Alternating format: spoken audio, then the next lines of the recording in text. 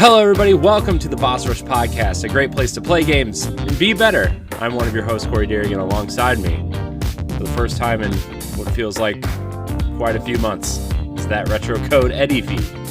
I'm back in the building. Hello, everybody, and Happy New Year. Oh, jeez. Well, Ed, it's been good having you on the show. We're going to have to ask you to leave. Oh, no. Why are you being so loud and obnoxious? Like, bro, it's a Saturday. What? It's Ed. Look at him. Look at I that. got to be with you guys. I'm thankful to be with you guys. Also joining us is Exodus 803 PC Muscle Race himself, LeRon. What's Dawkins. up? And down in the lower left-hand corner of the video is Galutrad, Jacob Taylor. What's up, everybody?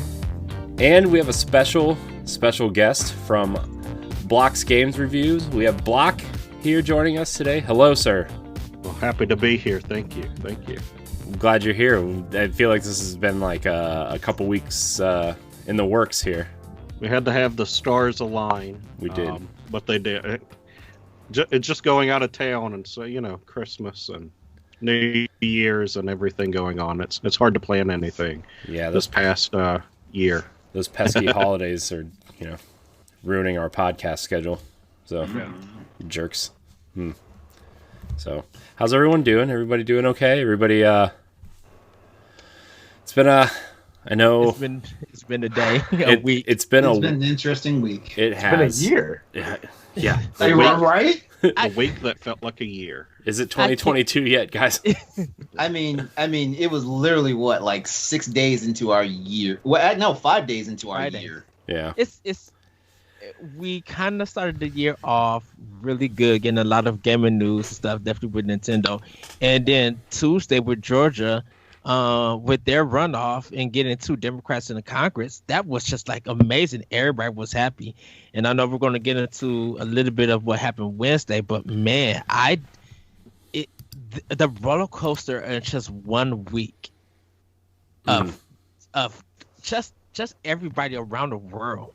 Like it's very weird that we go from a really good high, hoping that good stuff is coming out for gaming that we can all enjoy and everything, and then it's just that little moment on Wednesday that happened. Yeah, it's last night or the last few days actually have just like on Tuesday or on Wednesday when it all happened, it was really just. It was really just an eye opener for a lot of people. I feel like that this is very, very real. This is happening. This is very, very real. This is really what's happening. And Josh and I talked a lot about it on Tower Casuals on Thursday. And we even discussed not even having a show because of just to kind of give attention to what needed to have the attention, but and the process and all of that. Yeah, and we were just like, you know what, we want to talk about Destiny. It's our first show back of the year. We need to address our community not just Tower Casuals community, but the Boss Rush community as a whole, and we're going to do that today too. And honestly, the audio versions of the last couple episodes will probably be out of order because I feel like this needs more attention right away than. Because usually we record a week in advance, and it goes up. If you're watching live, obviously you're watching it live, but it goes up 8 days later on podcast feeds. But you'll probably see this out of order because this is too important to and we don't talk a lot of politics on Boss Rush, really. We sometimes we do in our group chats and kind of bring it up here and there, but I feel like this is really beyond politics. It's literally, not to sound super cheesy or anything, but this is literally good versus evil, really. It kind of going last year, stuff like this kind of led to our Black Lives Matter panel for the first time and other stuff. And now seeing what is going on now, it's kind of an eye opener about why gamers need to talk about politics and know about politics, because if you just block it and you're not seeing it for what it is, you're not going to understand why people from different communities are speaking out about things and speaking out issues and stuff. Mm-hmm. You know, this affects all of us. Like, if of course this is in some sense definitely a racial thing, because looking at what happened to the Capitol building, for in case of people don't want to, don't want to memorize it or anything, the Capitol building got kind of terrorized in the sense Attacked. by It was attacked. It was attacked. It was attacked. It was attacked, okay, by some protesters who I'm glad that a lot of news sources are now calling them domestic terrorists. Yeah. You know, when it comes to They should have been doing it from the beginning, though, to be fair. Because a lot of times when white people don't do this, and no disrespect to you, Galatribe, Block, or Corey, when a lot of white people do this, they never get called that. Any other race would be called. It's not terrorists. there's nothing to be offended by. It's the truth. it's because it's that, like, not to try to bring some humor into it, but it's that Family Guy meme, right, where they hold up the shade, the skin tone shader, and said okay, not okay type thing, right? And it's like, just because these people were not brown, they were not called terrorists. I guarantee. Look, I warned my wife that I might get a little bit heated at the beginning of the show today, even though my kid is, it's nap time. But I said, look, and I heard this on MSNBC the other day, and this video was going around. I guarantee you, if these people were the same color as LeRon and Ed, they would have been mowed down like fucking animals. And if they were Muslim, they would have been taken out by the military snipers above the buildings of the Capitol. And like, there was a viral video going around today about like what was happening.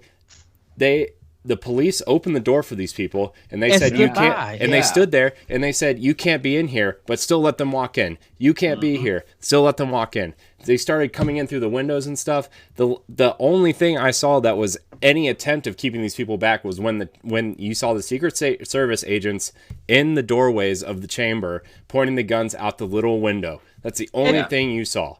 And the bad thing about it is when you look at the videos, people are taking pictures and smoking and just celebrating. And it's just like, what are you doing?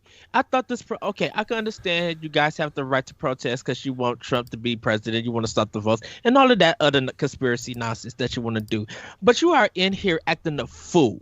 You are in here looking like clowns. And you are not offending us, but you're offending America in general. Everybody went to the polls and did their voting. If y'all was so wanted to have Trump as president again, y'all should have went out and voted. Exactly. You should have had the numbers of the turnout and everything, and that's basically one of the things because I've had conversations with my roommates. I live in a very diverse household. Like, it's me, a black guy. I have two Asian people live in the house with me, and I have a white guy in the house. We're very diverse, so we can sit down and have conversations like this, and and everybody have a general understanding, stuff like that. But it's insane. It's insane to think that. Honestly, like 2020 was a flip of 2016 because 2016. Nobody was going to vote because they were like, there's no way in hell Donald Trump's going to win.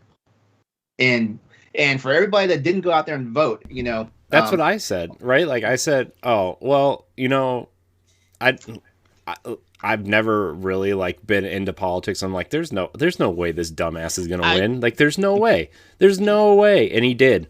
And then it became very real, very slowly that he was winning. And then like, the first like little bit, I was like, okay, this guy's an idiot. But then it grew from this guy's an idiot, this guy's a whack job to like this guy is dangerous. This guy, yeah. And even within the last year, it's like this guy's dangerous too. This guy's deadly. This guy could do something very dangerous to. And we saw it. We saw it on Wednesday, right? We saw it. When he said to the Proud Boys, stand down and stand by, that was already we knew that he was crazy. We knew that he was racist and everything. But when he said that, we didn't know that it would go to this level. But we should have been prepared that it would go here. And the scary thing about it is that definitely for the black community watching all of this, it's just like you guys said earlier, we would have been shot, we would have been pepper spray, we would have been maced, we would have had everything. A photo op happened where protesters got tear gas so the president could take a picture with with the Bible wrong. And Yeah. the National Guards and everything at the Capitol building didn't do nothing. They got pictures. People are already making fun of the person climbing up a wall. They put the Legend of Zelda Breath of the Wild stamina on it. They put like sound effects and stuff. Like they're clowning people, but I'm like, even though you're trying to make this funny, this whole situation is not funny. It's Well, not. that's the problem. That's the problem with internet culture, and I've had conversations about that. But going back to the main topic, like, listen, like, here's the thing about it. Like, they're really quick to call somebody non-white a terrorist or a criminal or a thug or whatever. But the moment they turn around and do and trust me, like, what they did was any Black Lives Matter, protest times 25. Like, that's because here's the thing about it. Like, okay, so like some Black Lives Matter activists have, gone and stormed, Civil War memorials and stuff like that. They technically do not represent our government. The Civil War stuff, that does not technically represent our government. That's basically museum history, But you guys actually went after actual seats of power, actual buildings that actually mean something to our government structure. Who's the terrorist? Mm-hmm. When the Senate's they're in session. They're in the building. And people's lives are at stake. That's the other thing too. What happened that day almost quickly turned into a designated survivor situation. Mm-hmm. Yeah, they went in with guns and everything. We could have wound up with a whole new government because everybody could have died, and we wouldn't have had a Senate. We wouldn't have had part of Congress. Hell, vice president. If Mike Pence was there, we wouldn't have had the vice president. And the thing is, been left in power. The thing is too now is like, I mean, how do you swear in Joe Biden and Kamala Harris now? You can't do it on the steps of the Capitol building. You can't do it. You can't do it. They're going to have to be sworn in a bunker somewhere with the military guarding them pretty much. Like, that's what they're going to have to do. And you know what's crazy about that? The only time that happens is in a time of war. Mm-hmm. That's the only time stuff like that happens. But what do I know? I only served like 6 years in the United States Armed Forces. What do I know? The thing about it is that,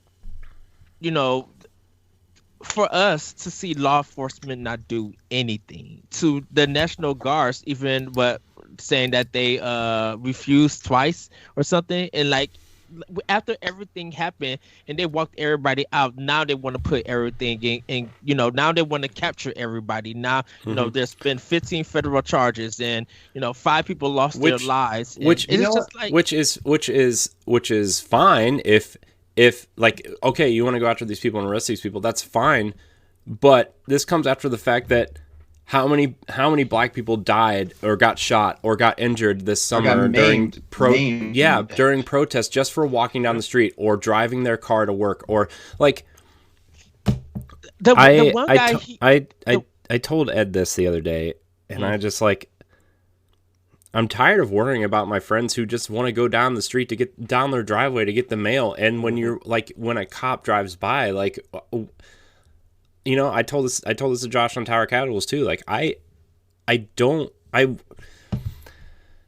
worry about you guys a lot, especially the last year, right? Like, and it's not, I'm not just saying that because like, just to say it. I'm saying it because like, I care about you guys. You guys are my friends, and I worry about just because you're a darker shade of skin color than I am, that means something's going to happen to you. And like, one day we might not be around for a podcast. And like, how am I supposed to explain this to like my nephews who are black, right? Like, how is this going to affect them growing up? It's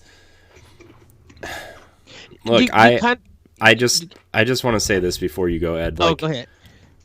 I am really embarrassed, and I am really sorry to be part of a race of people who thinks, not everyone, but it seems like a loud majority of people these days who think they're better than you because of their skin color. And I am like really embarrassed, and I am really sorry. I'm sorry to Ed. I'm sorry to LeRon. I'm sorry to Ray, to Ash Says Hi, to Cam Hawkins, to everybody we've ever worked with, to Ray, to Zombie, to anybody we've ever worked with or not worked with, just the entire slate of people who are darker than I am. Like, it's embarrassing, it's appalling, and like, I'm sorry, you know, like that's,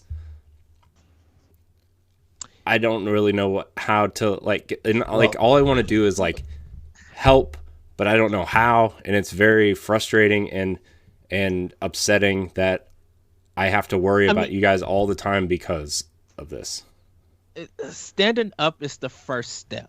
Just standing up for us, standing up for women and stuff who've been degraded.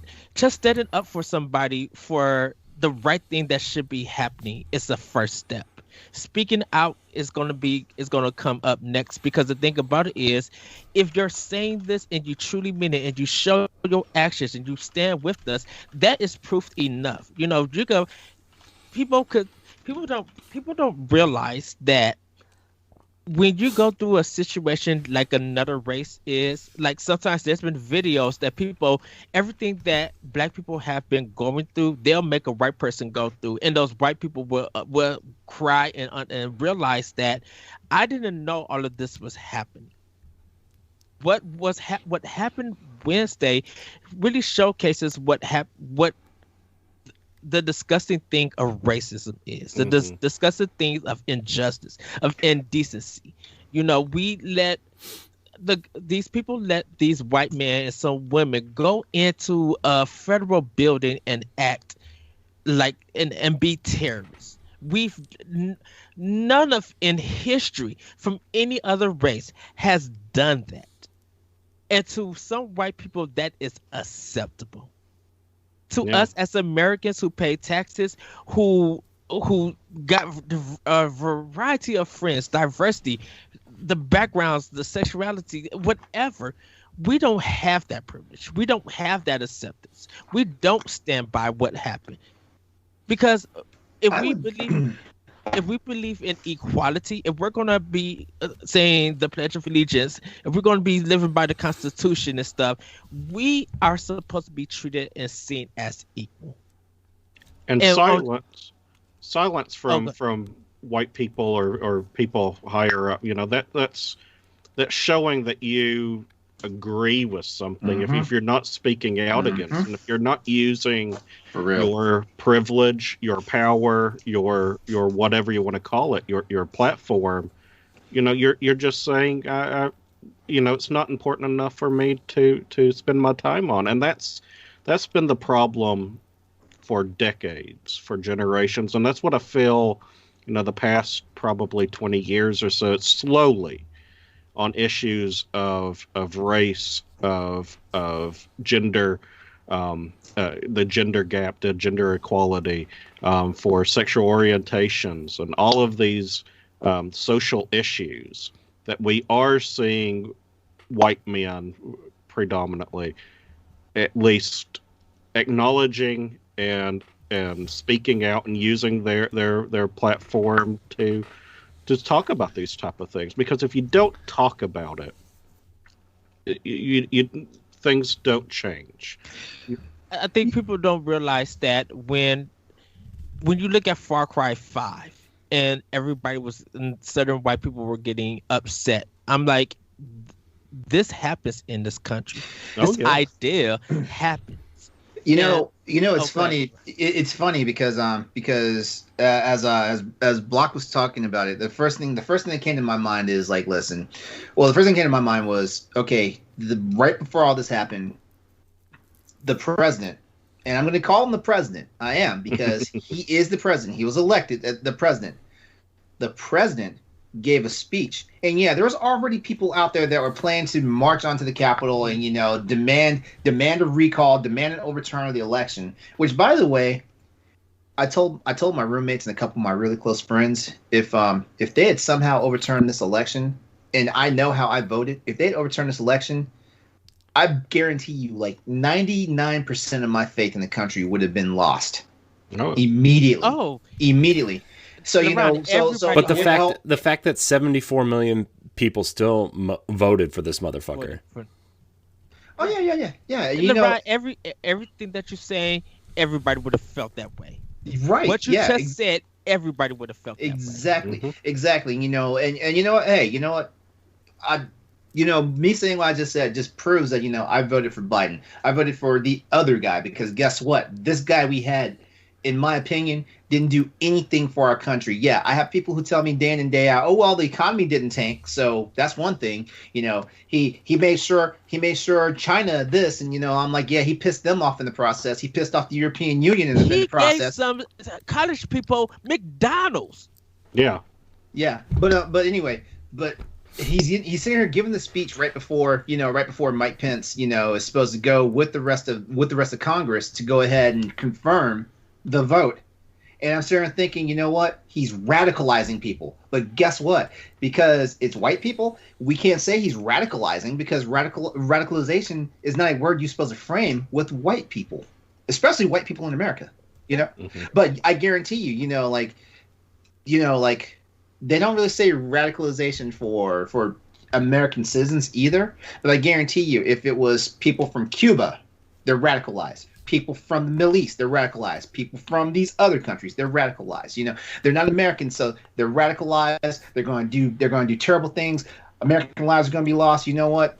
In my opinion, this was like a second 9/11. In my opinion, you know what? That's how I felt. Yeah, you know what? What really pisses me off is every speech that I heard someone from Congress say, "This is not America. This is not America. This is not what we do as Americans." I'm like, what country are they living in? I'm like, fucking yeah, it is. Have you not been living here the last 4 years? And like, exactly. that's some of them have been serving. Some have been serving 30+ years. That's as long as I've been paying attention because of not only mine and Ed's friendship, but just like, just talking to people and trying to get more, not involved in politics, but understanding a lot of things mm-hmm. about politics. This is happening. This is America. And guess what? I have no faith in this country right now. None. Zero. 74 million people voted for him. And when he's out of office, right? He's starting this digital media empire or whatever. 74 million people are going to go follow him. He's like, I heard this again on CNN and MSNBC watching this. They're like, you better hope to God that there's some sort of plan in place for a second civil war, because it's very possible that it could happen. I was talking to you, Corey, that I even told LeRon, I said I'm going dark because I wanted to keep my mind positive while at work. And Corey knows I don't cuss at all. I don't cuss that heavy. And that whole day, I literally was just dropping F-bombs. I was just like, this is some stuff. Because I'm just like, this is craziness. This is lunacy. And this is over some conspiracy votes that the courts have shown that they have no evidence. Mm-hmm. That fraud. There's been no evidence whatsoever for the last month and some change. No evidence. Like, I guarantee you, if there was one shred of evidence, the courts would pay attention to it. The courts would pay attention. Not just the courts. Like every law body in the land would pay attention to it. But there has not been a single drop of evidence yet. And you guys, but you know what? But then again, we always play off assumptions anyway. I mean, it's the reason why I walk into a freaking pharmacy store and get followed around by the management. Mm-hmm. We run on assumptions all the time. It's so funny because that group is claiming that they want to bring. Like, they want to believe in the system. The system is working. That's why everything that they challenged, presidents challenge elections all the time. It's not anything new. So everything that they challenged got declined because it wasn't real, and they're buying into the lies. So my question is to them, and excuse me for saying this, where the fuck was y'all at on voting day? Yes, we did our early voting. We sit in our invoice, or even on the day of voting, we was in the fucking line ready to vote. Here's the problem. 2016 gave them a lull. Like I said, people didn't turn out to vote the way they should have. So they thought automatically in 2020 they had the superior numbers. There was a figure that went around that said some, I don't know the exact numbers, but it said an insane amount of black people alone had not voted since 2012. Mm-hmm. Which means they didn't vote in 2012, they didn't vote in 2016, they didn't vote in any of the midterms or any of that stuff. A glaring number. I'll look it up later. You know, like I'll maybe I'll tweet it out on Boss Rush Twitter. If it, I don't know, might make our Twitter page inflammatory or something if I do. But anyway, a number of people did not vote since Obama's second term, which means and that number meant they did not vote in the second term. Also, they didn't vote for his reelection. You know, so no one's voted since 2008. Mm-hmm. So this gave them all this false sense of security when, like, basically the White House was handed to the president, and they're like, "Oh, there's not that many people. There's no way we could lose the vote." So they probably did turn out and vote the way they were supposed to. But you know what? Was it 75 million? 70. I think it's 74 point something. Okay, we'll round up 75. Okay, so we know for sure 75 million people voted for Trump. There's probably a small percentage that voted for independence. There's probably a small percentage that voted for independence. But guess what? So I'm gonna say, let's say another 5 million voted for independence. So we've got 80 million accounted for. Mm-hmm. Where do you guys think the other 230 million votes came from? Mm-hmm. You know, you got, and you know what? I'm gonna speak a little personally here now. 75 million y'all versus 230 plus million of us. Who's the minority? 75 million. Who's the minority? Mm-hmm. My thing has always been, when it comes to voting, don't always assume that, oh, I'll let somebody else do it for me. No, when everybody said your vote counts, your ass better be in the line ready to vote. Well, people don't really know that because our education system is in backsliding since the 90s. People don't know that, and then we have people like Betsy DeVos like trying to run the education department, and she ain't teaching the goddamn thing. She fucked everything up. You know. So yeah, we've got more uneducated people out there, and you know what? You know, that's maybe a harsh word, uneducated, but guess what?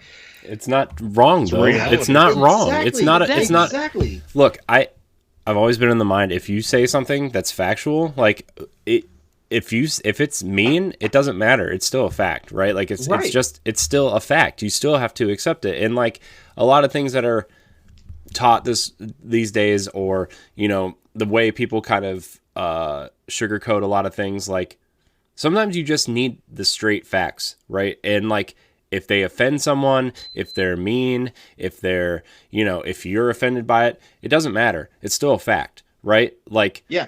Like, well, it's not like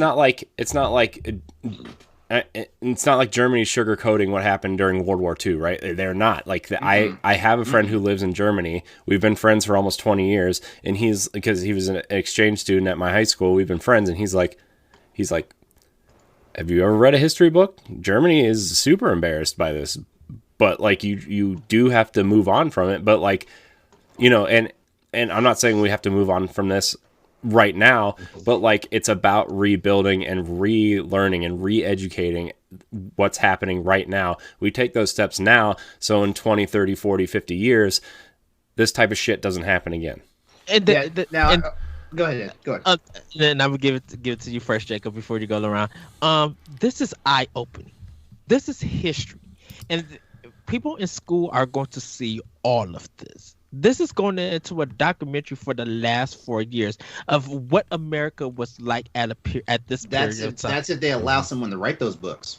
Oh, someone's probably. People are already probably writing them. They're probably already documenting. Trust me, probably by the end of the year or next year. But what I'm saying is, will they wind up being like actual literature that we will wind up reading in our schools, or will it just be something that's pushed in the back of like public libraries that we have to go hunt and search for? The stuff needs to be in our attention 24/7. It needs to be in everybody's schools, whether you are pre-K all the way up to graduate level college. I think with so much videos, it's so much interest. president's Twitter account. Like someone's making a book of the president's Twitter account. That's gonna probably be Yeah, out. but- It may but be what the I'm- Daily Show. But what I'm saying is, you know what? As a 45-year-old black man, like you know what? This is an eye opener for me. I'm 45 years old. I finally last year understood what Juneteenth was. Guess what? That shit ain't in the fucking history book. And I've been to a lot of different schools. Because I'm an Army brat, so I've been to private schools, I've been to public schools, I've been to Department of Defense schools. Never knew what Juneteenth was. Never knew the actual symbology behind it. I just thought it was another fancy thing black people want to celebrate every year. I live in Texas and have grown up in Texas, and I didn't know what Juneteenth was. Yeah, a lot of my I didn't know what it in was. Texas. I still don't really understand what it is. Like I only heard that term for the first time this past year. You know, Same and that's I mean, a part of that is my own ignorance, but part of that is like I didn't even know it existed. So like how do I look this up if I don't, and They don't teach it. Or no, they don't. I mean, they don't. I can't look. I grew up in a primarily white town. And when the first black person came to our school, the first thing everybody said was, "Oh, he's going to be great at sports." And the second thing was they all had side racist black jokes for him. Those were the two things, right? And like, welcome to America. Yeah. I just want to say this is like, I hope that, here, what we're doing here with Boss Rush Games is showing that we care about this subject, this very real thing that's happening. I hope that, just from a personal standpoint, I hope that I'm using the platform, my platform, our platform, as a voice of inclusion and good people, and really as an educational platform when things like this happen. I know I need to do a better job when things like this don't happen to still get the message across that, Black lives do matter, women's voices matter, LGBTQ communities matter. Like, this stuff matters, and I've done a pretty terrible job when things like this aren't happening of doing that, and But you know what, Corey? It's the first, and you're not going to get everything perfect. No one's going to get anything perfect until it happens. You work it, you learn it, you take feedback, you find out what to do right and what do not to do next time and stuff. Like, there's a lot of stuff that I still don't know, that I'm still working and learning and stuff. Corey, I come to you on a daily basis trying to learn stuff and figure out stuff on a daily basis, because I feel like if I'm going to be able to help our community grow, just to help show what Boss Rush is all about, we got to work with each other. We got to learn from each other, and they will see that in the community. Just the message that you put out, just the stuff that you allow us to do here on Boss Rush, and stuff that you're still gathering and learning. It's a big step.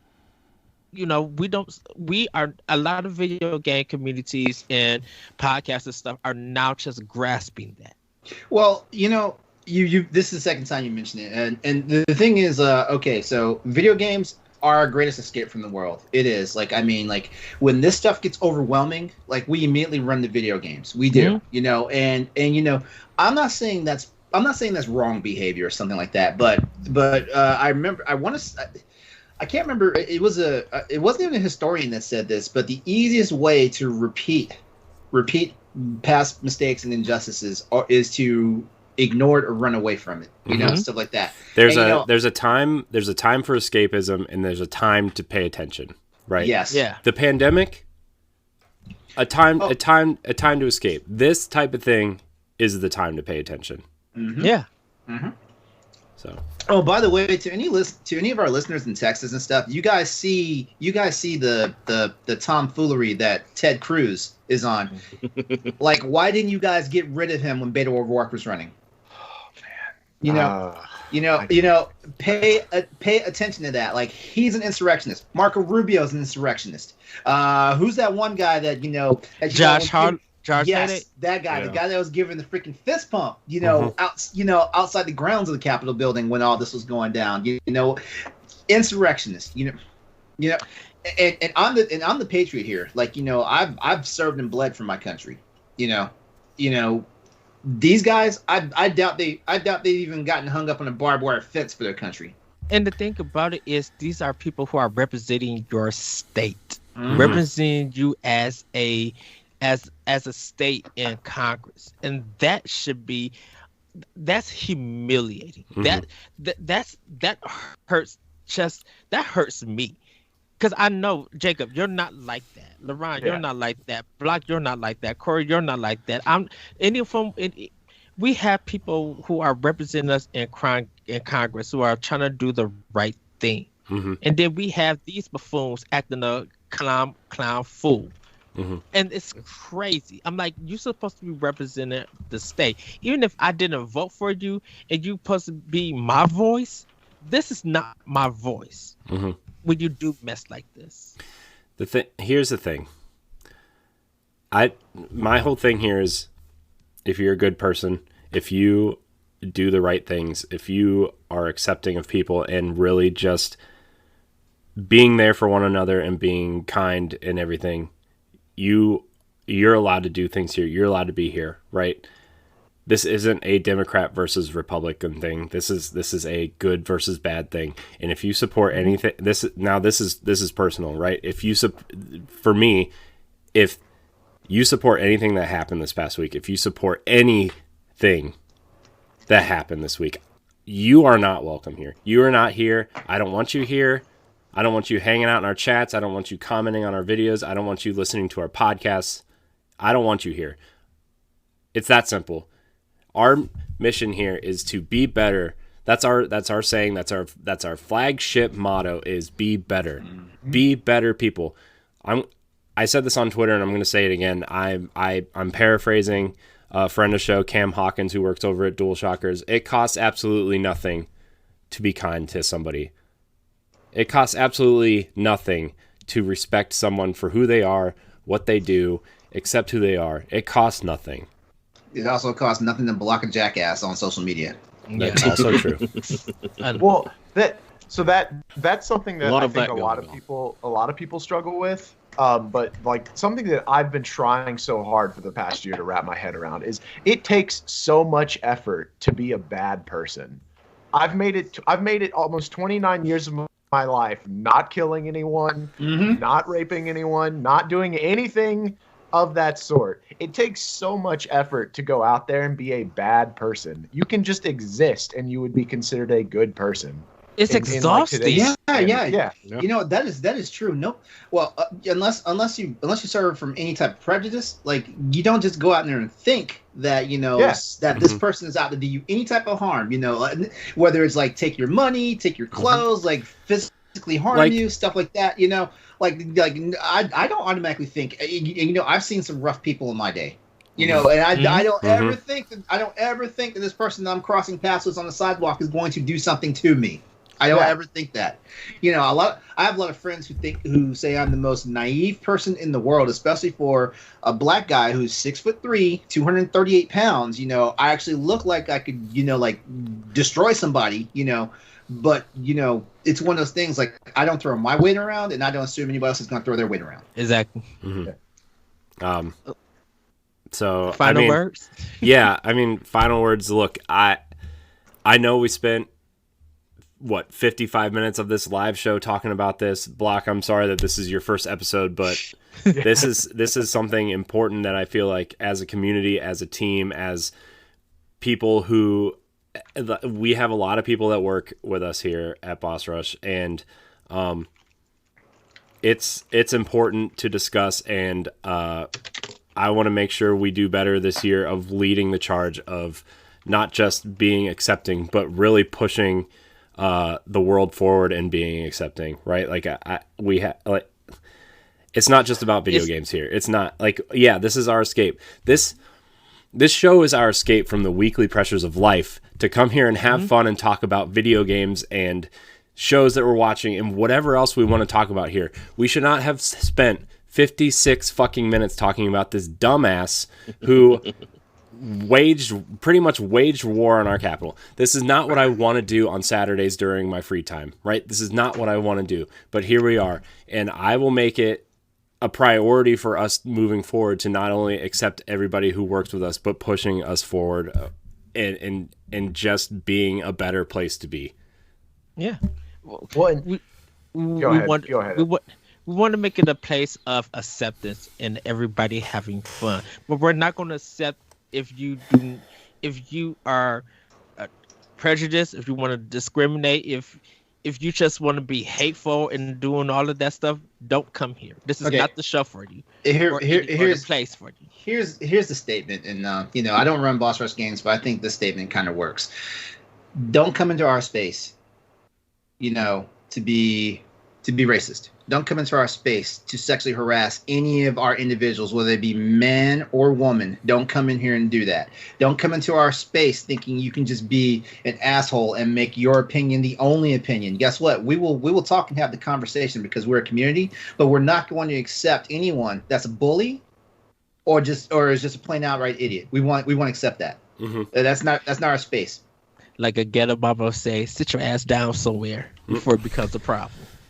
And I think that's really important in gaming because of how competitive the space is and how historically a lot of gamers have excluded people that were not like-minded in a way. Mm-hmm. People are noobs. Oh, it's a girl gamer, a booby streamer, whatever. And if I lost, I'm going to call you every name in the book, or you're whatever. And that's not right. It's not been right for a very long time. It's a reason why I don't play too many multiplayer games unless I'm with people I know, because I just don't want to hear that crap. It's tiresome. It's immature. It's not healthy. And so this kind of conversation, it's really important that more gamers need to be having to be seeing the world that's outside of their game room. Mm-hmm. The way y'all jumped on Gamergate should be the same way y'all jump on this. Yep. Yeah. I agree. So to kind of wrap up this conversation, I see it in the Twitch chat, but I'm going to use it here anyway. And also, I've heard this a lot. My grandma used to tell me this all the time, and I don't think it's a very uncommon thing for someone to tell someone else is treat other people how you would want to be treated. Mm-hmm. And we are all here to be better. So, with that, I suppose we could transition into video games, right? That's why we're here on Saturday, right? So, absolutely. I'm gonna jump into. I haven't even opened our Google Doc yet because I'm so just. As we transition, though, thank you to everyone who sat there and listened to us and was with us on the Twitch chat for this. We have one of the biggest turnouts for Twitch, by the way, right now for this show in particular. So thank you to the 10 to 15 people who have been popping in and out to listen to this. Yes. And I also want to say that for my first time, again, Corey, you don't have to apologize for that to me. I taught history at a college level for a few years, so I'm comfortable with this. This is something that I'm used to in many ways. So yeah, it's a good discussion. I'm just sorry I couldn't contribute more. No, that's all good. No. Don't be ashamed. Right. There should be no more apologizing on this show. This, by the way, everybody, this is the Boss Rush Podcast, the flagship show of the Boss Rush Video Game Podcast Network. Each and every week we come together here with our friends from around the internet to talk about video games and other things and everything we love about them. You can find the show on podcast services, on YouTube and our website every Monday morning. If you like the show, remember to hit that subscribe button on YouTube. Please rate and review us on Apple Podcasts and Spotify or wherever you listen to us. Check out our entire family of shows on BossRushGames.com. LeRon hosts our PlayStation show. Crossroads, the PlayStation podcast. Ed and Jacob are on Nintendo Power Block. Block, I'm sure you'll be showing up a lot more in some respect somewhere, because I'd hope so. I'd like that. We welcome a lot of friends on the show. So I'm also host Tower Casuals, our Destiny show, and Arsenal X, our Xbox podcast. Boss Rush Entertainment's also out there. You can check out LAN Party and all that stuff. I just want to plug everybody's stuff. LAN Party, Rope Talk, Trash Talk. I know Logan's got a few other things in the works, like the Office Review Show, which is going to be really interesting. So I want to thank you guys. Galatrad and I might be... Shout out to the Monster Hunter show coming up. Exactly. Oh, you got... Is Galatrad gonna be just diving in there? I want him. I want him in. Nice. I want him. Where's that fan art? Oh my god, that's gonna be a meme come Monday. Oh god. So we're gonna jump into what we've been playing. Block, since you're the guest, and I feel bad for you not talking as much. We're gonna go your way first. What are you playing this past week or month or whatever? Forever. So I just started Octopath Traveler. I've been waiting to play that, and it went on sale, and I was hoping to get it for Christmas, and I didn't. So I got it for myself for Christmas, so right after. And I was going to start that Wednesday, and then all shit went down. And so, like, I would play for about 5 minutes, and then I'd look at the screen and go, "What the hell's going on?" So I'm enjoying it. I'm about 10 hours in. I have 4 of the 8 travelers. I just finished Dark Cloud 2 for the PlayStation 2. I'm going to be doing a review of that here in about a month. That had been on my backlog for a while, so got that taken care of. Add those Yoshi coins, Ed. So that's 4 Yoshi coins because Dark Cloud was published by Sony. Oh, well, there you go. So I finished Dark Cloud recently. I finished Fire Emblem 3 Houses on Tuesday night. That's another 4 Yoshi coins. Well, hey, I'm going to rack up on these. Block's already in the lead. And then I mainly play my Switch when I'm watching my 15-month-old as he terrorizes my house. And but I can't record Octopath for whatever reason. It won't let me. It's like, this software can't be recorded. I'm like, okay. So I have to play it on my TV, which is fine. So I just started a kind of a budget title, Goblin Sword, that I got for $1.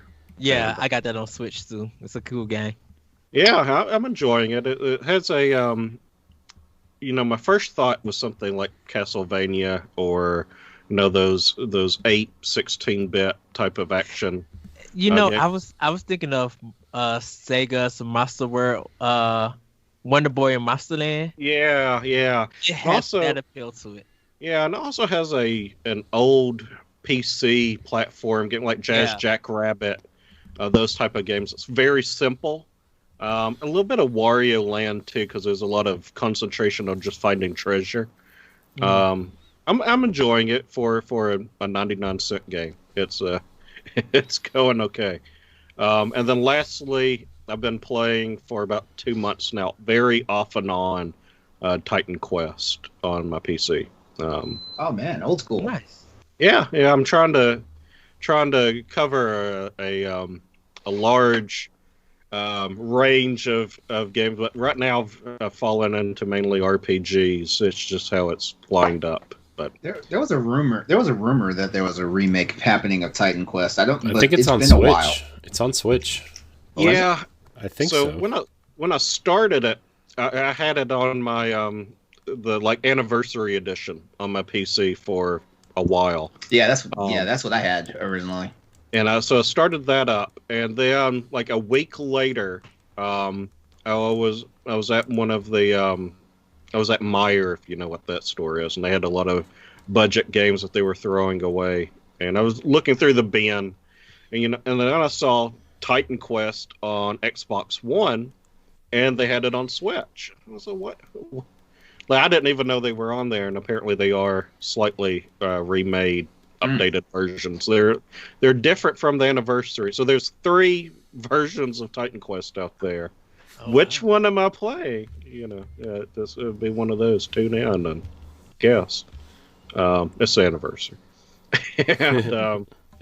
and lastly, I'll be starting this coming week Star Fox Adventures on the GameCube. I do not like that 4th dungeon in that game. Ugh. I've never played it. I've had it for a while. It'll be on my Treasure series, where I look at lesser known games to see how do they hold up. Are they even don't hold up? No, Star Fox's Adventures is amazing, and you shut your mouth, Ed. It absolutely is amazing. We're going to have you shut your mouth. Shut your mouth. No. Not while the non-Nintendo guys on here though. Like save that for Palblock. Yeah, this seems like a Palblock conversation. You shut your mouth. So that's exciting. I'm excited for you to play Star Fox Adventures. I'm excited to get into it. I turned it on to make sure my copy worked, and as long as you're not going in there expecting a Star Fox game, it's a good game. Yeah. Well, 20 some years after the fact, I don't think I'll be too disappointed. Mm-hmm. It'll be on me if I was. My Nintendo 64 box still has the Dinosaur Planet art on the back of it. Oh wow! Which is awesome.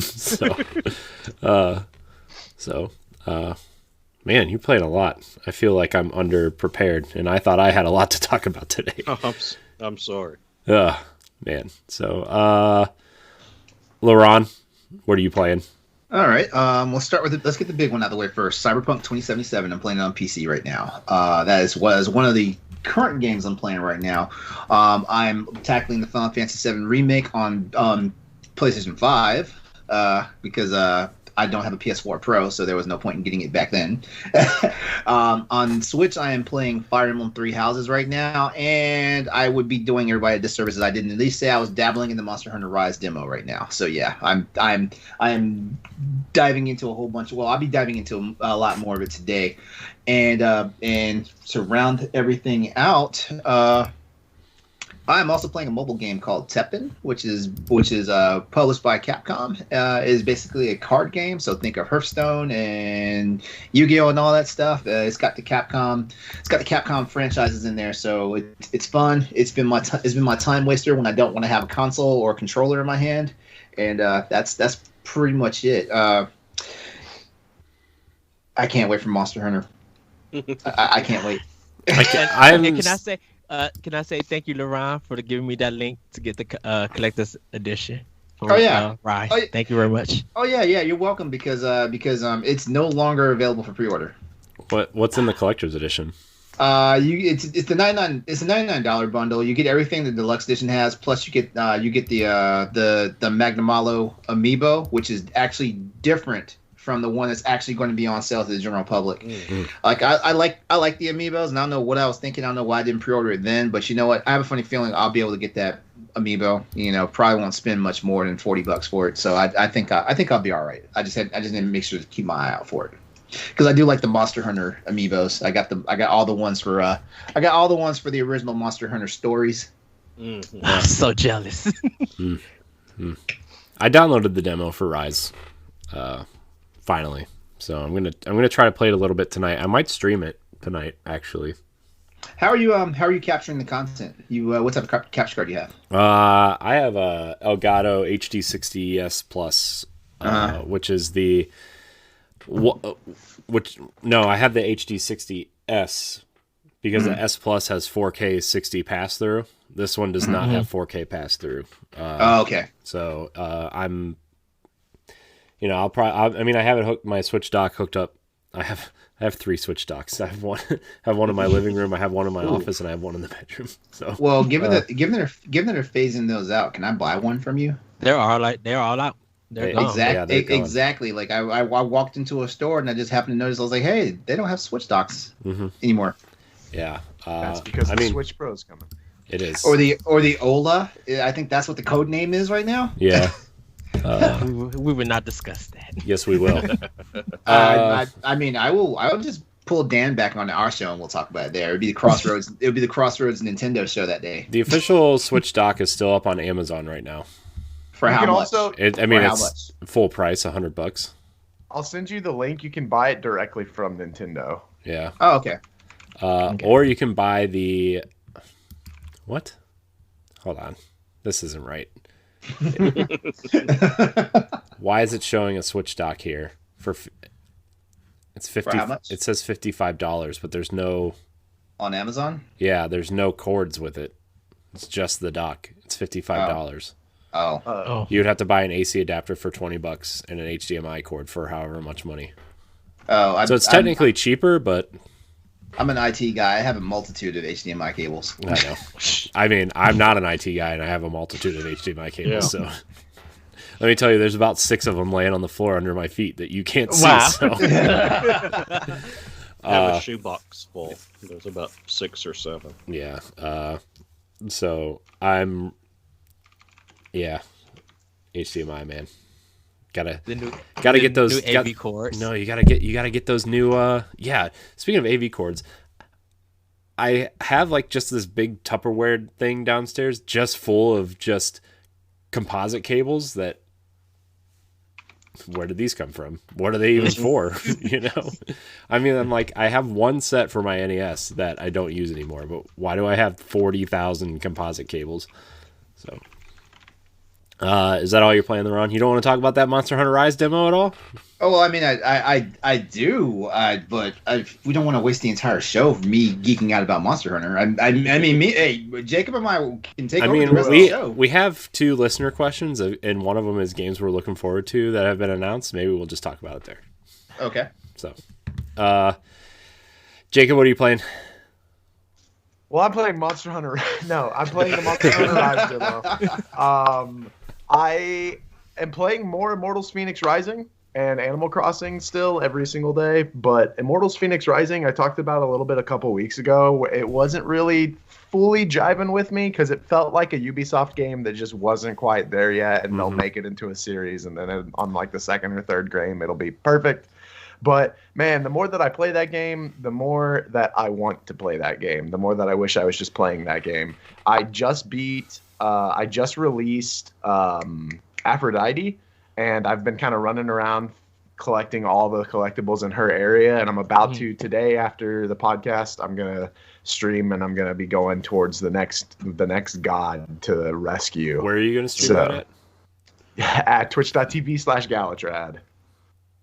Subscribe, follow, click the heart. Absolutely. Whatever. Hit the heart, hit the notification bell. There's not even one I need to add you to our auto host list for Boss Rush. You might be there, but I need to add you there. I appreciate it. And then I've also been playing a little bit of Pokemon. I recently, just before the year ended, I beat the main campaign of Pokemon Sword, and now I'm starting to like dip my toes into the DLC. Nice. And I'm having fun with it. I've got my little kung fu bear thing. I named him Dijon because you get him from a guy named Mustard. So that's great. And then I've also been playing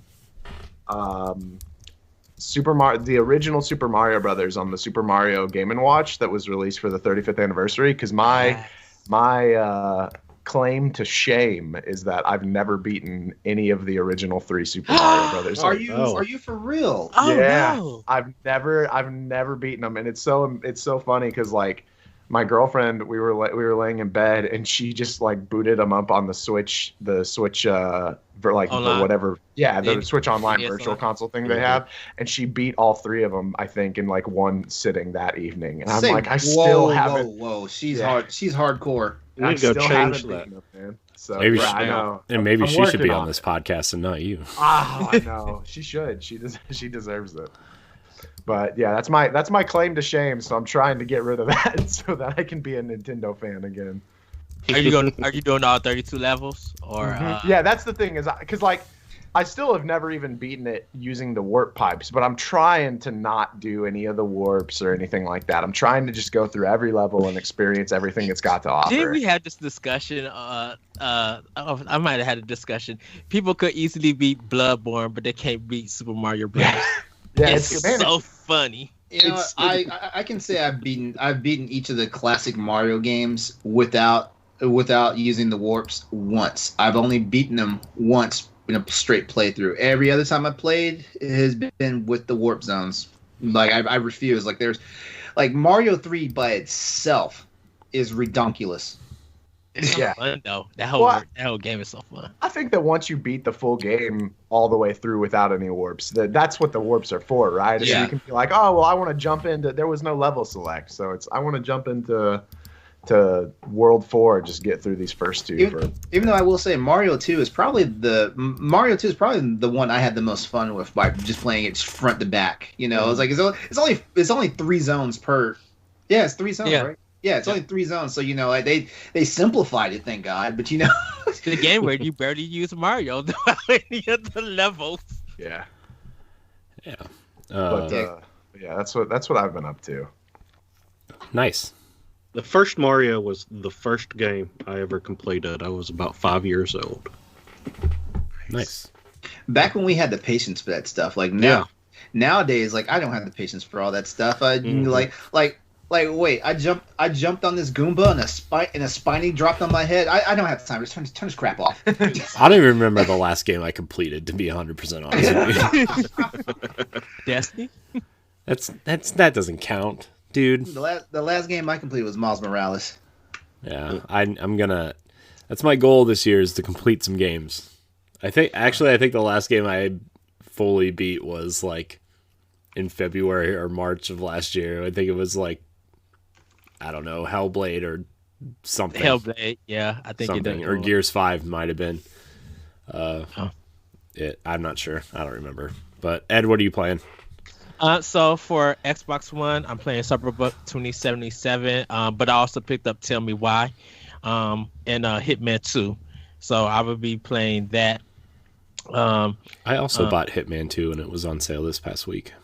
That was a really good sale they had for Xbox. Actually, I think I bought the gold edition of 1 and the gold edition of 2, which I guess if 1 is totally playable in 2, and actually when 3 comes out, all 3 of them will be playable inside 3 if you own the first 2. Are you doing it on Xbox for yeah. for Hitman? I might do the Switch one, because I still want to do Switch control. The streaming one? Hitman 3 stream thing? Yeah, I might actually do for Series X and Switch, because I still want to get control for a Switch and see how that is. It felt so smooth for that Dude, it demo. was so smooth. That streaming stuff was so smooth. I was floored. That game, the control ran better on Switch for me than it did on Xbox One X. I'm just going to throw that out there. It was. I've heard that. Dude, that's because it was the magic trick of using somebody else's servers. You're right. Someone else's hardware was running it. You know, LeRon, you're right. I'm not debating that fact, but exactly. There's a story on Nintendo Life about that. It was really good. I don't know. Just cloud gaming just kind of scares me, especially like Switch's cloud gaming. It kind of scares me because it's like you know you spend this money and then the servers can be taken down, and you lost your money. Mm-hmm. I think a lot of people are just shocked that it's happening. You know that big games could come to Switch like this. Also, I think I don't think Nintendo's ever going to go that way fully, right? Like I just think it's I think it's just a way to get these third-party games on board for now until the Switch Pro comes out in April, which I will be in line for.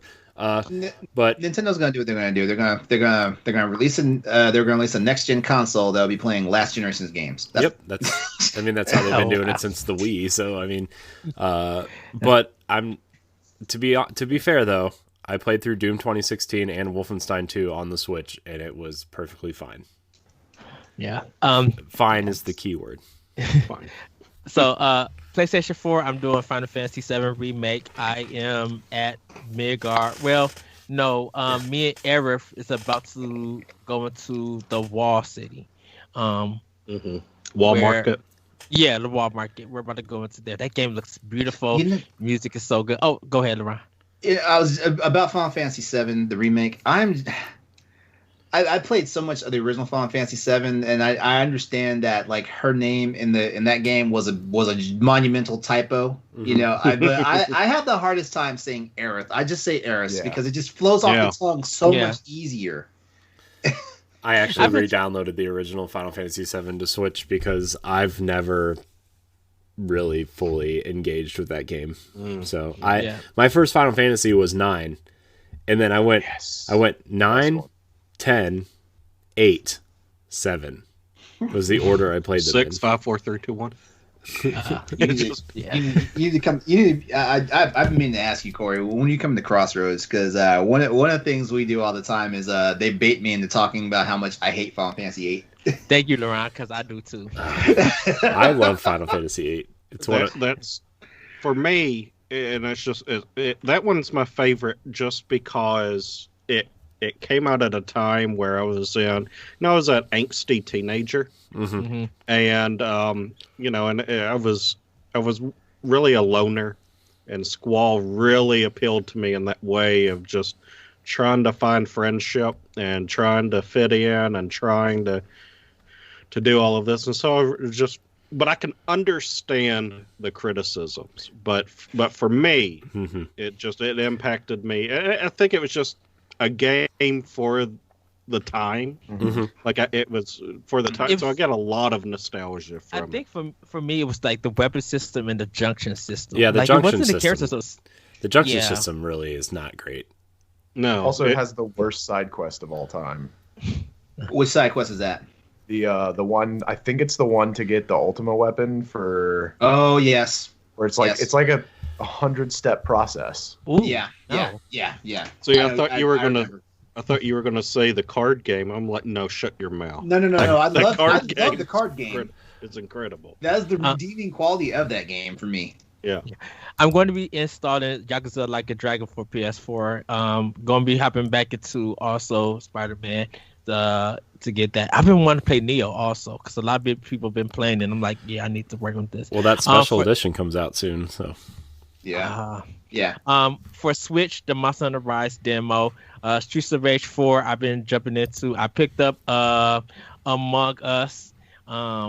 I am working through Paper Mario, the Origami King. And man, this game, I'm so lucky that I made it my game of the year. But you guys will have to watch Nintendo Power Block because Jacob, Dan, and David was floored. You have to watch the episode to understand why. That was just a mind-boggling one. But yeah, Paper Mario, the Origami King. And I brought this because this is the Ori and the Blind Forest collection. Is that the Switch one? Yes, this is the 8-bit one. 8-bit. So this one has stained glass. The stained glass, a book, and it has the physical versions of Ori 1 and Ori 2. Ooh, that box art's really cool looking. Yeah. Yes. And then it has this pin also. I'm surprised that I got it because I did get noticed that a lot of people were going to get their stuff delayed due to the pandemic, but they've been working really hard trying to get it out, and it just showed up. And it's a really nice box. I have the Ori 2 collection also on Xbox. So I really wanted to show this because I'm very happy. And then I'm getting Shadowcast for Switch later on. Last but not least, Bionic Commando for PC. Right. I can tell you this, LeRon. I use my my Pro controller. I think we talked about this. I use my Pro controller for it. I might need to play some more PC games like this using the Pro controller. I was having fun. I wasn't having no problems. Really enjoying this game. So I would be doing that. Last but not least, also playing Transistor on Switch. And I'm still not feeling it. I really think that Hades is just so much better. I think Transistor is their new game. That's why. Yeah, and Transistor was like their kind of move away from Bastion to try something new, and you know, I mean, it hit for some people. I mean, I feel like Transistor is still one of their most, I mean, controversial is a strong term, but you know, like that's the one that people are most divided on. I think is Transistor. I think a lot of people really liked Pyre. I think Bastion is still really high on a lot of people's lists, and obviously Hades, a lot of people love it, which I actually downloaded for Switch finally. But And I gotta finish Bastion. I got it on Switch also. Last but not least, also, I'm streaming Mega Man X. And man, I may have to rebuy this game on PS4 or Xbox. I mean, or on Switch, because I do not like the Xbox controller for these Mega Man games. No. Yeah. But I am doing that. I was showing Dan, because Dan never played the Mega Man X series, and he wanted to see. So I was showing him a little bit about that. So, but that's all I'm playing for right now. That's all. That's it. Ed always brings like a list of 47 games to the show, and I'm just like, I'm gonna go take a nap while he's talking. You should have seen Crossroads. He edited Crossroads. And I had like 35 games. Well, for me, I'm still playing Destiny. The last major content drop of the season happened this past week. Haven't started it yet, but I've been playing some Iron Banner, and they have really cool helmets this time around. So I'm trying to get that helmet for my Titan. So, but the Ascendant Hunter quest has dropped, which is there's a lot of theories about where this is leading into the next season of Destiny. So it's Tower Casuals are going to be very busy and very lore heavy the next couple weeks. So you can just check that out. I did enjoy the latest episode. I really liked the lore. You guys were talking about were really, really good. Thanks, Ed. Thanks. You mean what Josh did, and I was just like contributing in small ways. Well, I was enjoying the conversation. I love Destiny, but the way Josh talks about Destiny makes me feel like I am incompetent on every level to even be on that show. You love the game, you love the experience. That's good enough. That's fair.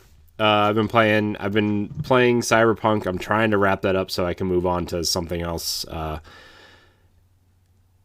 about a game that opened with such a bang. Like that the intro stuff was so great, and then like kind of the Johnny Silverhand mission in between was good. Mm-hmm. But just some of the stuff I'm doing now just kind of feels like go here, press a button, shoot some guys. Starting to feel like ultimate filler, right? Mm-hmm. Yeah. To the point where I'm just like, I might turn the difficulty level down and just blow through the main story at this point. And that's what I was going to ask you, LeRon. Are you doing a lot of the side missions, or do you get to a point where you just want to finish the game? Because I don't know if I'm an explorer, so I do all that crap. I am. I just waste so much time, playing games. Like I could have probably already been done with Cyberpunk by now. Like I got it as soon as it dropped. Mm-hmm. Yeah. I'm at the point where like if I'm gonna play this game again, I'm gonna wait for the Series X and PS5 patches to and try to play it somewhat differently, or wait till the DLC comes out or something. It's not that I'm not enjoying my time with it. I just really like I'm ready for it to be over and move on to, because like I still have Assassin's Creed, I still have Immortals I want to play, I still have a couple of these other Game Pass games that I really want to play. So I still want to finish the Hive Busters DLC for Gears, which I'm an hour and a half into, and it's only 3 hours long. I need to. I think I need to reinstall Gears 5 because I really want to play it. I heard a lot of good things about that DLC. Yeah, it's good. It's not like the greatest thing Gears has ever put out, but it's like a nice distraction with more Gears. If you like Gears, but you're into like the wild, dumb side of Gears and not the storytelling side of Gears, this is perfect for that. So the characters are wild though. They're cool. But on Switch, I'm actually playing. I've been playing a little bit more of Immortals, Phoenix Rising. I'm not very far in. I do like where that game is going. But Jacob, like you said, I probably should have purchased it on Xbox and not the Switch. But it was on sale on Switch, and I had a Switch gift card. So what are you gonna do? Yeah, can't go wrong with that. Plus, I can play it in handheld mode, and it, I'm actually playing Xenoblade Chronicles 2. So I just got to like the first kind of main area where you're going to explore and looking for Gramps, and then the scene with Gramps happens, and that's where I'm at. It's probably like 4 hours in. Probably less than that, but I like to explore like the towns and stuff. So I've been wanting to replay it for some reason. I don't know why. I've been getting that Xenoblade I know. itch, and I almost restarted it, and I said no, I don't need to add another 100-hour game to I just need to grind and finish it. I think I'm halfway through. I think I'm close to the end. Just need to grind to finish it. I haven't played Xenoblade Chronicles 2 either, but hearing that thing with Gramps happens makes me think that I don't want to play it because I'm going to get all sad. It's not. It's actually, well, all right. Well, I don't care. Spoilers for a 4-year-old game in the first 3 hours of a 120-hour RPG. You go down and you do this mission, and like some people kind of screw you over, and you have to fight them, and then you get blasted off, and you like. Gramps is the Titan that you live on, right? You have a house on his back, and he's basically like your mentor and your best friend or whatever. And he ends up, dying, right? But no, it's not sad at all. No, but but instead of dying, like he's like an elder Titan, so like he reverts back to his quote unquote larval state, and he becomes this little like cat type thing that follows you around. And then it becomes your mascot companion. Yeah. So he's like it's just like this really comedic moment where Rex is like crying his eyes out because Gramps died, and then he turns into this little cat monster thing. It's just really funny. He's like, I saw you crying. He's like, it's funny. It was really funny. He's like, how long until you turn back into the big Titan thing? And he's like, well, judging by the state I'm in now, nothing short of like 350 years. And Rex is like, 350 years? I'm going to be long dead. Where am I supposed to live? So it was pretty funny. It was cute. So that's where I'm at in Xenoblade. But the last two things actually, Super Meat Boy Forever. I've been playing just like 1 or 2 levels before I go to bed. Should I pick it up? I mean, if you're into so Super Meat Boy is like a super challenging platformer. This is the sequel to that, but they turned it into an automatic runner.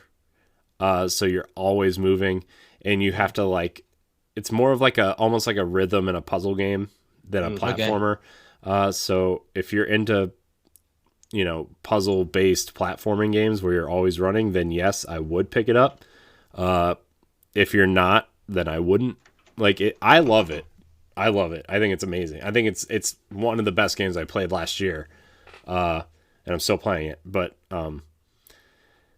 it depends on your preference of platforming is all. Mm-hmm. Okay. And then lastly, Ed, you'll be happy to know that I have started.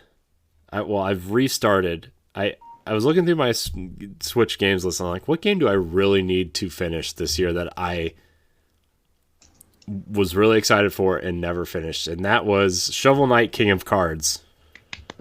I'm finally playing through King of Cards, so yes. That's kind of it. That's all I've been playing.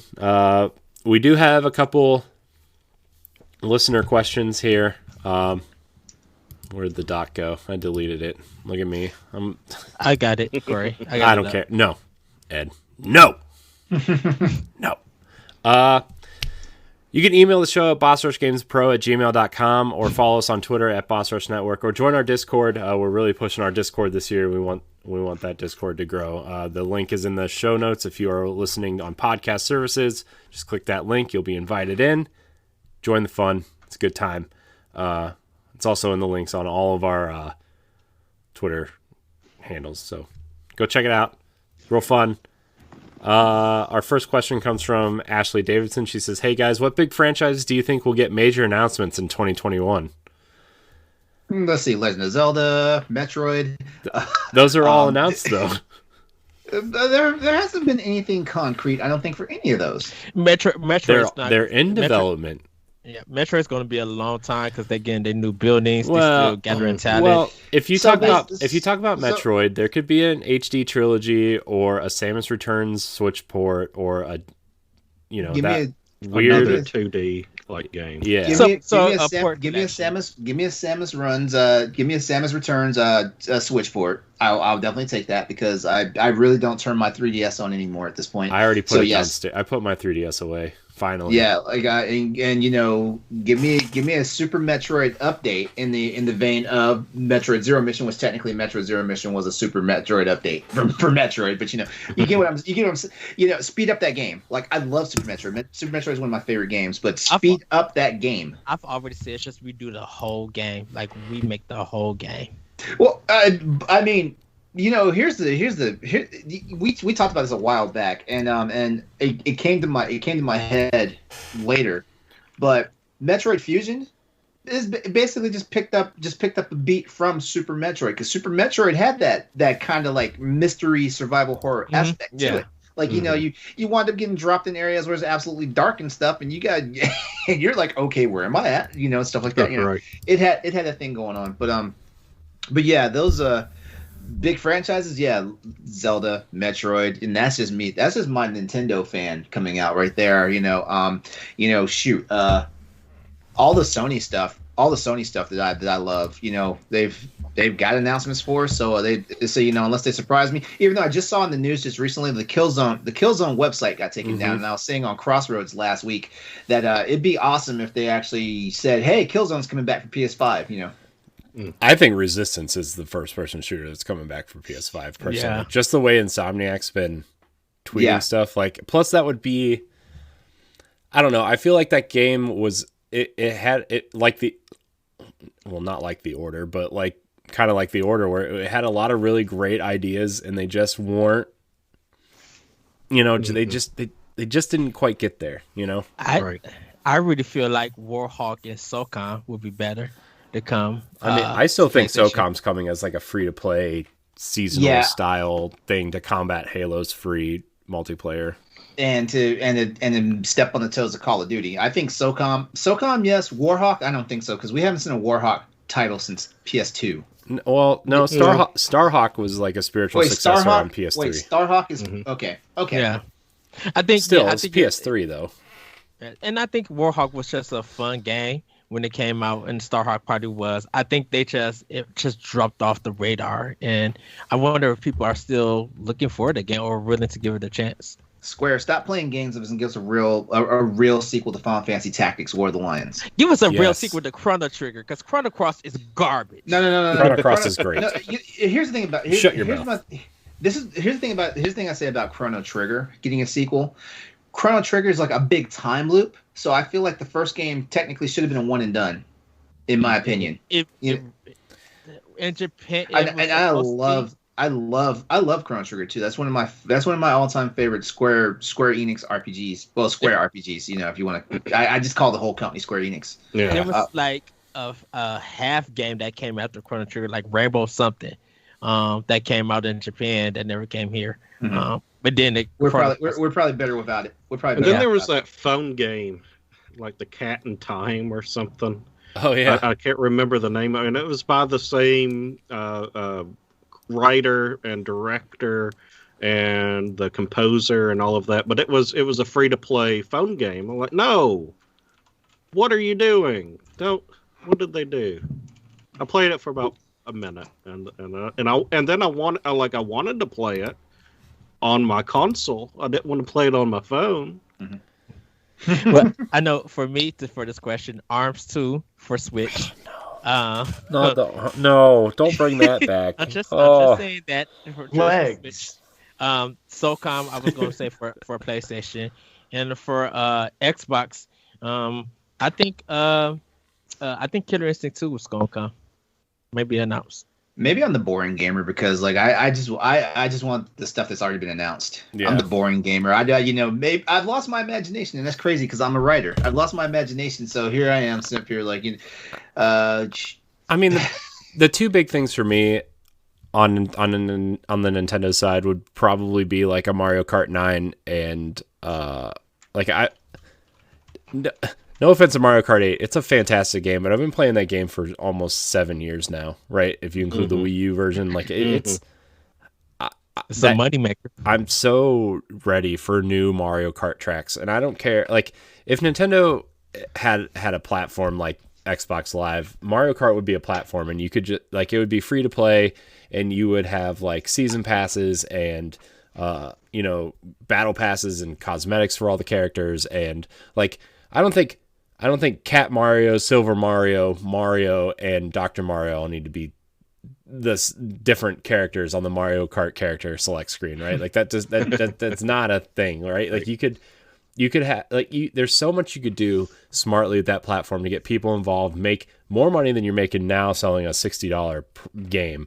Although I know a lot of people like to go in and buy the carts for Nintendo games, so maybe you sell a $40 bundle that includes the first 2 season passes, or just have like exclusive cosmetics to the physical version or something. But like Mario Kart as a platform should just be a thing at this point.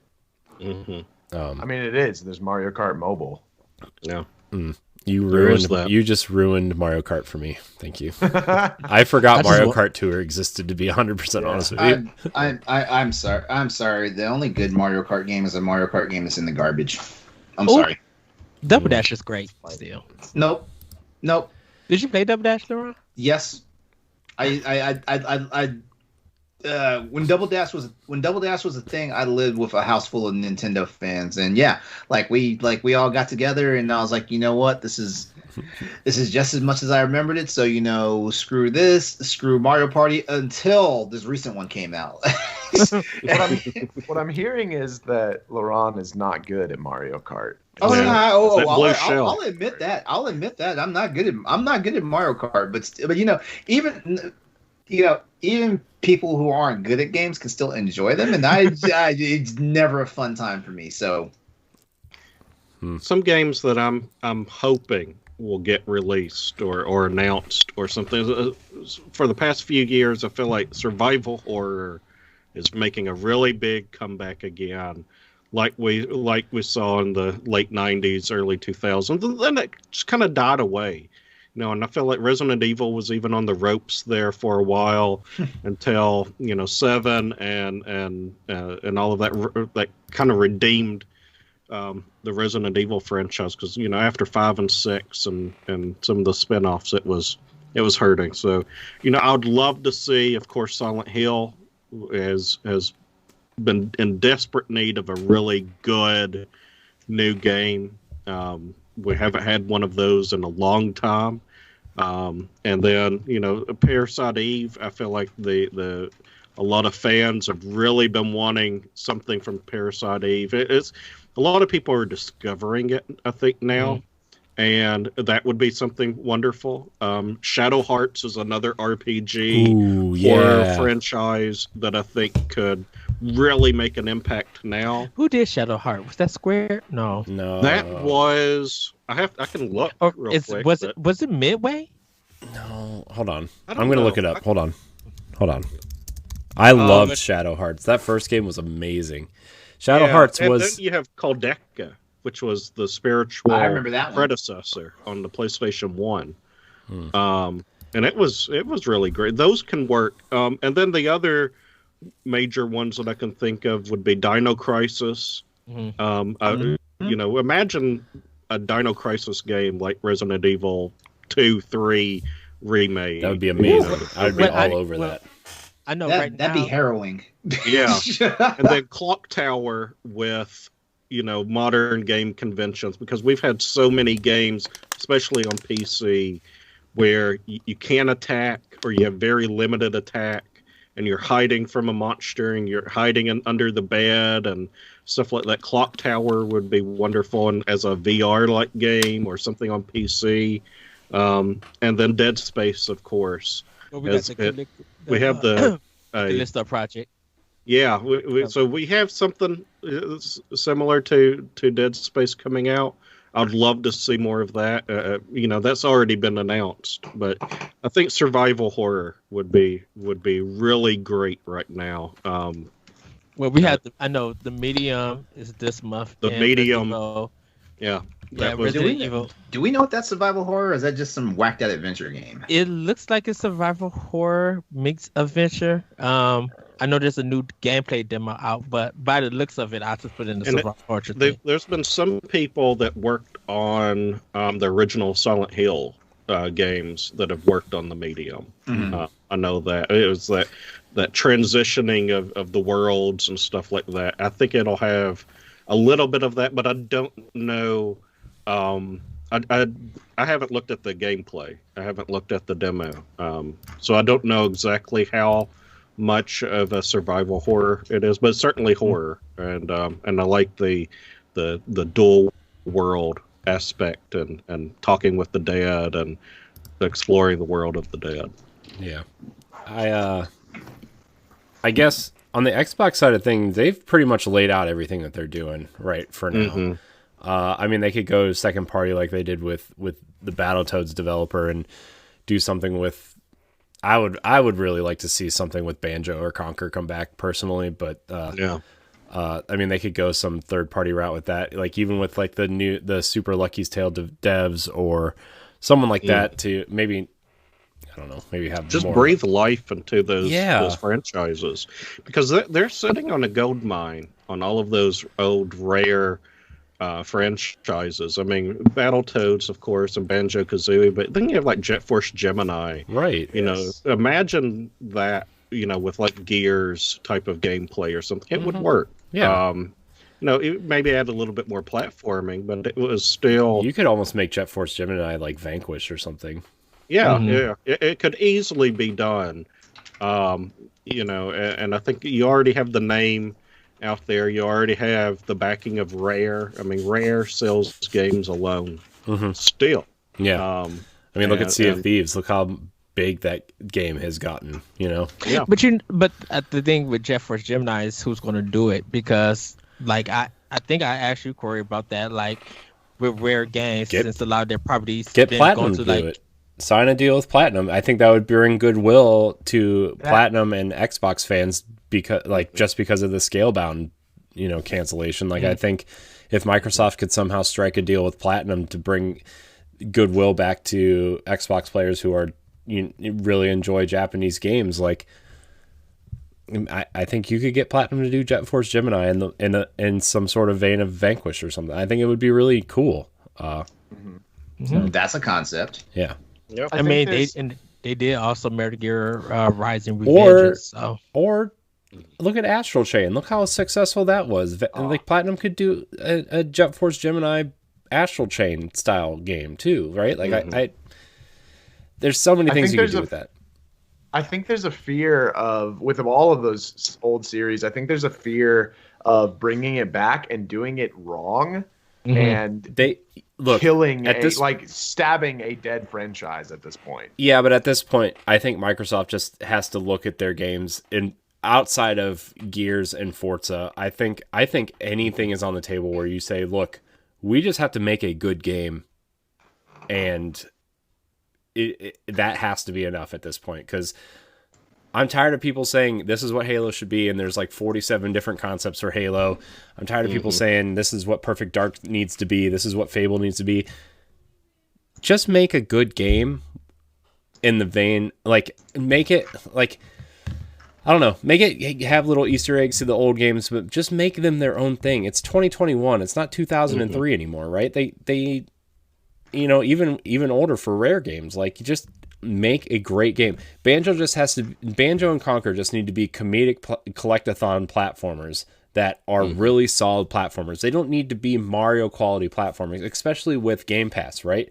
You can just say, hey, there's a new Conquer game on Game Pass. There's a new Banjo game on Game Pass. Look, we're getting Psychonauts in probably within the next 3 months, right? Like, as long as Psychonauts is good, people are going to appreciate it, that it exists, and play it and have fun with it, right? Like that's something I've actually been thinking about playing through again, is the first Psychonauts game, because I never finished it, but I loved what I played of it, right? And I never finished it either. I finished Psychonauts. The interest in Banjo definitely on Smash just kind of showcases how this is still a big property, and Microsoft needs to take advantage of it. I agree with you, Corey. They already showed what not to do with Banjo, right? With Banjo Nuts and Bolts, right? Like, I like the game. I thought it was fun, but like, nobody wants to build vehicles in a Banjo game, right? That's not what it was. It's you need to have a proper platformer in a big, huge kind of open world, kind of what I imagine the next Banjo-Kazooie game should be is more of like a Jack and Daxter 1 style almost open world game instead of you go into these portals, and because we already have that was Ukulele, right? And that wasn't received extremely well. Again, I enjoyed it, but in the grand scheme of things, it's got to be something new and exciting, but still a platformer where you go and collect the puzzle pieces and do certain things. So yeah, but everybody do put a Ukulele in the possible layer. That was so good. It's on Game Pass too. If you have Game Pass, you should download it. It's really good. It's so good. All right, we're gonna move on to our last question because we are kind of running out of time here. Deshaun Malone writes in. He says, "Hey y'all, simple question: what announced games are you looking forward to the most? Thanks for being allies in the fight." He says. So, Deshaun, we love you. I'm just gonna go with this one game. Disco Elysium coming to Switch. I know it's on PlayStation 5, or it's coming to PlayStation 5, PlayStation 4. I think in March. I think it's coming early. But I want to play it on Switch. I heard a lot of great things for it. And I want to be able to play this game on the go. So I'm just gonna say that one. No, we mentioned the Medium already, and Resident Evil 8: The Village, and of course Zelda: Breath of the Wild 2, working title. The sequel to Breath of the Wild. I had this conversation with someone at work the other day, by the way, side tangent. I hope it's just called The Legend of Zelda: The Sequel to Breath of the Wild on the box. Right. That's all it needs. That's all it really needs. But also Shin Megami Tensei 5 is another one that I'm day one buy for me. I really love those type of games. It's not dropping soon. It is, and I hate to admit that I've not kept up with it as much as I'd want to, because I have the original right over there. So it's not something like I have to have this now, because I can go ahead and play it. But yeah, I need to watch the direct. I need to see what their dates were. I think they moved it. Okay. I think don't hold me to that, but I think they moved it. I think the pandemic just kept going, and they got it. I think it was supposed to come out like late November, and it got pushed to like March. Right, because Tensei 5 is supposed to be in summer, I think. Yeah, and so that's another one I'm really hoping that goes really well. I've loved those games before they were cool to like them. Before everyone played Persona. If they push it to the summer, please just push it to August or September. Yeah, with that. Yeah, I'm always okay with pushing a game back a little bit. Mm-hmm. I mean, for me, it's definitely Zelda. That's the one game that I'm looking forward to the most. Although Horizon 2 is coming, which is going to be just. I love that first game. It definitely has its issues. I mean, I think Breath of the Wild has its issues too. I'm not going to lie to you there, but Horizon I think is going to be phenomenal. I know God of War is also coming. So I really want to see what Guerrilla did with their art style for this, because the presentation was really good. So I want to see how more detailed they got. Well, I think they could do really cool things with that the machine infection stuff. That I think that's going to change up the kind of, okay, this is just more of the same. I think that the machine disease that they're showing off it could do a lot for that franchise. So yeah. As long as they don't have it released a week or 2 weeks before Breath of the Wild again. Yeah, right. That killed the first game in terms, I think, of early sales, because it wasn't on my radar. Really, I was like, Zelda. I want to play Zelda. Yeah, it was on mine, but then it's like, it comes out 2 weeks before Zelda. Well, I'm like, I'm getting a new console in Zelda, and like a week and a half after this, I'm not playing this. I got it right. Like I got the collector's edition. I'm really glad it didn't get lost and kind of, because it could have easily just ended up being this kind of unheard of game, and it didn't. But it was delayed. It was a delayed reaction of fans, I feel like. Yeah. And now people are playing it on PC. Yeah, that's good. Yeah. But just two more kind of quick things. Halo, I think I'm really excited for Halo, and then I'm not excited yet, but I'm really interested to see what the initiative does with Perfect Dark. So Yeah. Did we get a more of a trailer or gameplay something for summer? No, During the summer? no. I don't think that game is so far out, and Fable is really far out. So Look at Josh. I know. Josh heard Halo, so he's coming out of the woodwork. Hi, Josh. You know, I'm an idiot because for the last question, I'm waiting for a Monster Hunter 6 announcement. I'm waiting for a Monster Hunter 6 announcement. But as far technically, some leakers already announced that for you there, LeRon. Oh yeah. As a matter of fact, a 6 and a 7 are a 6 is coming. And a PC version of Rise is coming, which I actually find that believable because I looked at I was watching the direct for that, and I was like, this looks too next gen to be running off of Switch hardware. Yeah, and you was talking about it. Yeah, it looked too next gen because of course when I got the demo, of course I was peeling that demo apart. I was like, okay, this don't look like what I saw in the direct. Yeah, I was looking at the demo. I'm like, this just looks like Monster Hunter Generations. I'm like, this with a slightly different skin. Yeah, I'm like, it looks better. It looks better, but I'm like, it looks better. Yeah, it reminds me of that. I'm like,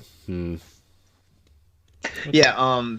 But as far as like the announced games, like the one I'm only bringing one to this, and that's the Callisto Protocol.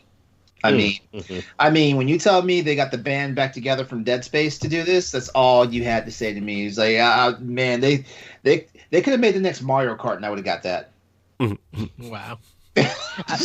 How do you feel about it? How do you feel about it being set in the PUBG universe? That's kind of weird, but whatever. That's kind of weird. He's like, I guess I'm really excited until I see someone with a frying pan helmet and trying to whack some alien. Yeah. Right. Oh man, does anybody else have anything to add to this question? Just Monster Hunter Rise, man. I'm excited for Monster Hunter Rise. Yeah. I'm excited for Breath of the Wild, Metroid Prime 4. I'm hesitant to say them though because I want them to come out this year, but I also don't want to just like have my hopes up all year and then be like, oh, this was a terrible year. Yeah. I think they have one more. I think they have one more year of development for that. I think Metroid's at least a year and a half away. Yeah. Well, as a Metroid fan, I've gotten used to like it being 8 or 9 years before a sequel comes out. I've gotten used to that. I think this year. Oh, sorry. Oh, I was just sending you around. I was just like Prime, like Call of Duty, Battlefield, like getting all of those people. I don't know what Prime 4 is going to be. So I think that's why that delay is because you got some heavy names attached to it. Who knows first-person shooters? So this is going to be a whole different kind of Prime game. It would be cool, like thinking about that because we could actually get a more faster action orientated Metroid Prime game. Not saying that they need to change to that style, but just the fact because that was one of my major gripes about playing the original Metroid Prime. And also I wasn't really into first person games back then. I'm technically not now, but Cyberpunk has helped me come around to that. But if Metroid Prime, the original one, had a faster pace and didn't feel all clunky, I think I would have enjoyed it a little bit better. And definitely for a new take on Metroid, from retro, but it's still a beautiful world, man. On GameCube, yeah, for real. Yeah, it was. Yeah. Go ahead, Jacob. I tell you what I'd love to see. I'd love to see them take Metroid Prime 4 and make it just the best shooter that it could be. But I'd love them to go a little bit of a Halo route and give us like a Metroid Prime. Well, so maybe not. Because I'd like for them to give us a Metroid Prime ODST style thing where they do the Federation Force and you play a side campaign as the Federation Force through the Metroid Prime like games. I'm still on the train that Metroid Prime 4 has like this Metroid Prime campaign, right? Where like you play Metroid Prime as Samus, whatever, but they add the multiplayer thing on, similar to what Ghost of Tsushima did. Where like they just had that add-on where Metroid Prime Federation Force 2 is going to be shoved in there. It's going to be in there. I'm still a Metroid Prime Federation Force defender, even though it was on the wrong platform, right? Like it has the potential to be something better and bigger and more than what it was, right? Like I really believe that. And Nintendo needs a multiplayer first-person shooter. They have Splatoon as a shooter, but that's not really a shooter. But like, there's no reason why there can't be hundreds of different outfitted Samuses running around like there are with Master Chiefs. There's no reason. Yeah. I don't know why. I don't know why when you said that, the first thing I thought about was that SpongeBob meme where it's like, "Don't tell me what to do." Like that's Nintendo right now. Don't tell me what to do. There's no reason for it. Just give your Samus a customizable armor set and send them out there like Halo, like Call of Duty. It doesn't matter. Depending on how Nintendo's going to be thinking about the Japanese market, America really has to come through for that to happen. They really got to come through. They have to outsell pretty much UK and Japan. I don't think that's no. Only reason because Metroid's not big in Japan. Metroid's not big anywhere. That's the problem. It's only for apparently, Metroid is about as niche as freaking Doctor Who. I thought it was big here. No, it's not. No, Metroid's niche still. The only reason why Metroid has some popularity with a certain crowd in the United States is because Zero Suit Samus happened. That's the only reason why. Yeah, look. Here's the thing. Metroid has had. Let me see how many games has it had. It's had what, 14 or 15 games in the series.